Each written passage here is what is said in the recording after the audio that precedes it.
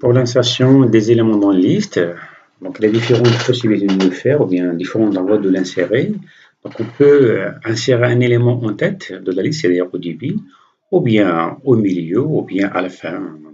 Donc il y a différentes possibilités, ça dépend des traitements qu'on envisage faire.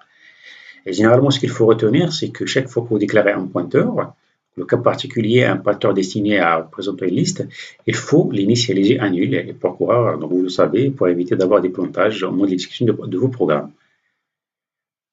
Surtout, chaque fois qu'on a l'espace mémoire, on a besoin de tester si on a réussi à allouer ou pas. Donc, cette valeur nulle ou bien 0 constitue une référence pour nous pour vérifier et s'assurer si on a alloué l'espace mémoire ou bien on a échoué. Donc, les différentes possibilités d'insertion, on peut commencer par l'insertion en tête de la liste. La tête, c'est-à-dire l'élément qu'on souhaite insérer, il va devenir la nouvelle tête de la liste. J'ai donné un exemple illustratif, comme vous le voyez ici. Nous avons une liste L et nous avons un élément à insérer en tête de la liste L. Donc la liste L est définie par le pointeur L ou bien représentée par le pointeur R qui est égal à 20, donc c'est l'adresse de son premier élément. Comme vous le constatez ici, le dernier élément, son pointeur est 0. Ça, le dernier élément pour qu'on puisse l'identifier. Et ça, c'est l'élément à insérer dans la liste. Pour accomplir cette tâche d'insertion, on a besoin uniquement de instructions. La première, c'est élément LM suivant égal à L. Ça permet de faire pointer cet élément à la tête de la liste. Comme vous le voyez ici, l'adresse 20 de cet élément a été copiée ici. Et la deuxième instruction, c'est L égale à LM. Donc cet élément-là, il va devenir la nouvelle tête de la liste. L égale à LM. L est la reçue 46 qui est l'adresse de cet élément. Il faut respecter l'ordre d'apparition des instructions. Si on permet, ou bien change l'ordre d'apparition, on va pas réussir à accomplir l'objectif souhaité. On peut insérer un élément après un élément de la liste. Et dans ce cas-là, on a besoin de savoir la position où il faut l'insérer à travers l'adresse de l'élément, à travers l'adresse d'un élément. Dans ce cas-là, par exemple, on souhaite insérer un élément après cet élément-là. Donc, on a besoin de savoir l'adresse de cet élément. Une fois on connaît cette adresse, c'est simple d'insérer l'élément ici à cette position-là. Donc, voilà la liste et voilà l'élément à insérer. La première instruction, c'est élément suivant égale à P suivant. Élément suivant, donc ce pointeur-là, il faut qu'il pointe là. Alors, c'est quoi l'adresse ici? L'adresse ici, c'est pas P, mais c'est P suivant. Donc, on va mettre P suivant 150, donc il va pointer ici. Et la deuxième opération, on va couper le contact ici. On va couper le contact ici et on va le faire pointer là. Pour faire pointer cela, ce pointeur-là, c'est P suivant. Il faut le mettre ici, le faire pointer ici. Et c'est quoi cette adresse-là? C'est LM. Voilà la deuxième instruction. Donc, on a besoin de deux instructions pour faire ou bien accomplir cette tâche d'insertion. Le dernier cas, c'est insérer un élément en queue, c'est-à-dire à la fin de la liste. Comme vous le voyez ici dans ce schéma-là, c'est pour qu'on vient de créer un élément qu'on a nommé élément. On a rempli les deux champs, donc le premier en entier et le deuxième, on peut le mettre à 0, puisqu'il va constituer le dernier élément de la liste. Alors, on a deux possibilités. Donc, on peut avoir une liste vide ou bien non vide. Pour le cas vide, on a une liste qui est à 0, c'est-à-dire l'adresse est 0, c'est-à-dire il pointe nulle part, ce pointeur pointe nulle part. Donc, on a besoin d'une seule instruction pour accomplir la tâche. Ou bien l'objectif, c'est L égale à élément. Et voilà, la nouvelle liste sera composée d'un seul élément qui est celui-là qu'on vient de créer. Pour le deuxième cas, si la liste n'est pas vide, comme vous le voyez dans ce schéma-là, on a L, il pointe sur cet élément-là, celui-là pointe sur celui-là, on peut avoir un nombre d'éléments, et ça c'est le dernier élément. Ici, on a 0 pour identifier ou bien pour qu'on puisse savoir le dernier élément de la liste. Alors, le problème ici, c'est qu'on souhaite insérer un élément après cet élément-là. Alors, la première chose, mais le premier problème auquel il faut réfléchir, c'est comment on peut identifier cet élément. Donc, on a besoin d'avoir un pointeur qui pointe sur cet élément. Alors, comment on peut le faire? C'est qu'il faut savoir la caractéristique de cet élément-là par rapport aux autres éléments de la liste. Donc, alors, sa caractéristique ici, c'est que le deuxième champ, il est à 0. C'est le dernier élément. Donc, on va chercher parmi ces éléments lequel satisfait cette condition, c'est-à-dire son PTR suivant égale à 0, ou bien le deuxième champ il est à 0. Donc, c'est ça la condition qu'il faut vérifier ou bien chercher, celle-là. Voilà. Et après,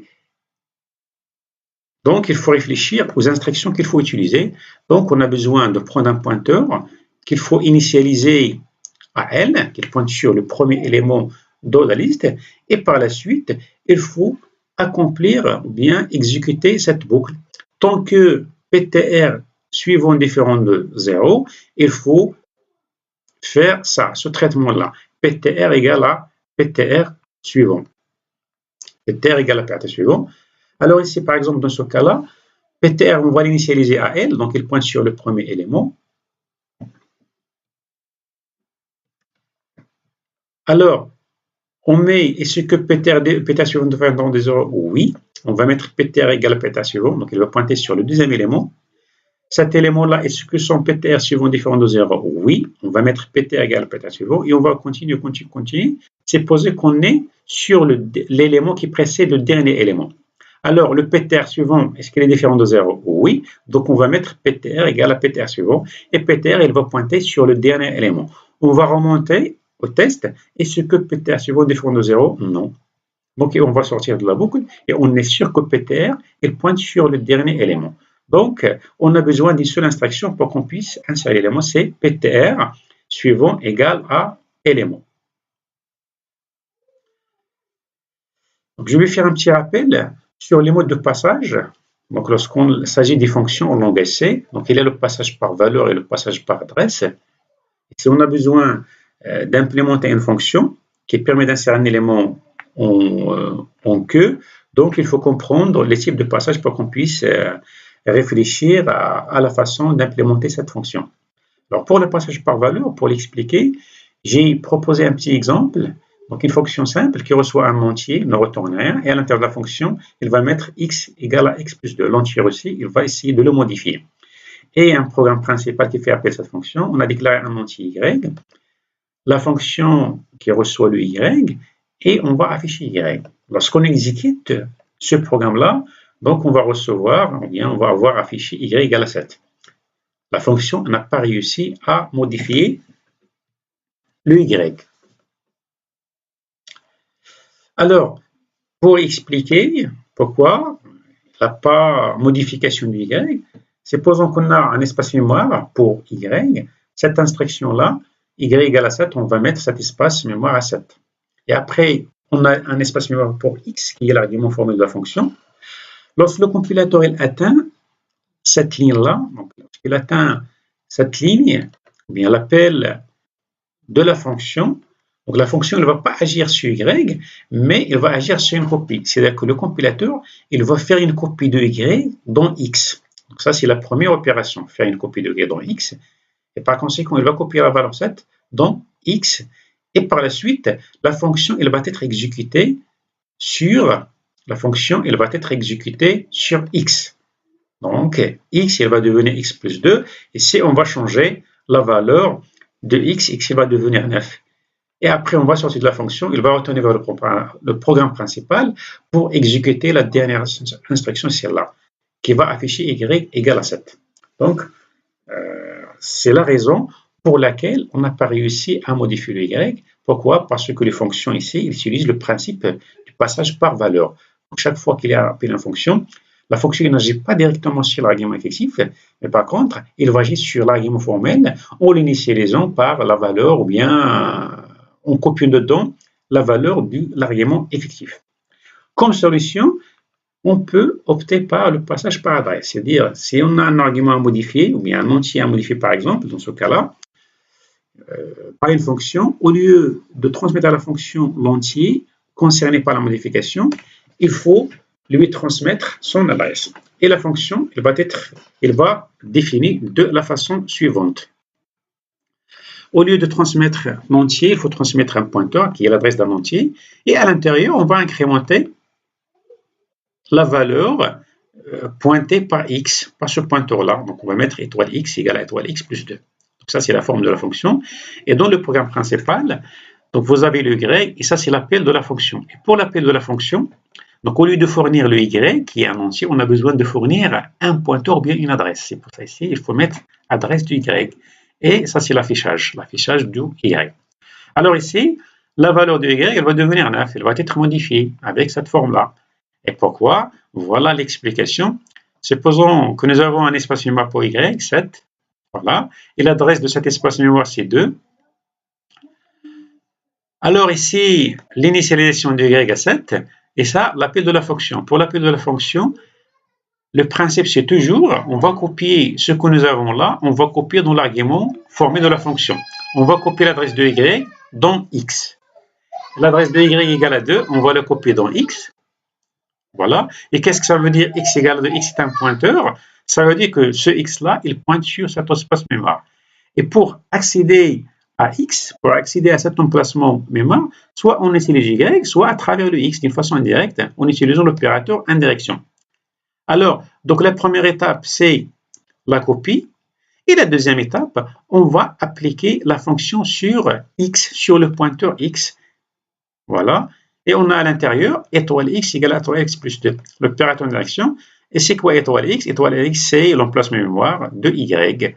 Et après, qu'est-ce qu'on aura? On aura y égale à y plus 2 égale à 9. Donc, on a réussi à modifier l'espace mémoire référencé par y. Donc, ça, c'est une forme qu'on peut utiliser. Donc, c'est le passage par adresse pour qu'on puisse modifier un argument transmis en argument à une fonction. Sinon, il y a une autre possibilité qui est un peu simple, c'est on peut utiliser cette forme-là, cette forme, une fonction qui a cette forme-là.